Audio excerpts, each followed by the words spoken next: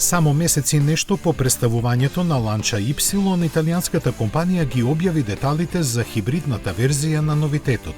Елегантниот и модерен градски модел ќе биде опремен со 1,2 литарски трицилиндричен мотор, автоматски менувач со 6 степени и 48 волтен благ хибриден систем. Така моторизирана ќе има релативно скромна моќност од 100 конски сили, која укажува дека фокусот е на ефикасноста, а не на перформансите.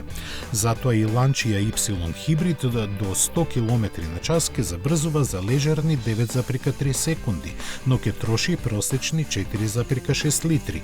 Она што е најбитно е цената во Италија поставена на 28.000 евра, што е 30% помалку од електричната верзија. Бидејќи од Lancia најавија дека од 2028 година ќе преминат исклучиво на автомобили на струја, само по себе се поставува прашањето дали ова значи промена на стратегијата.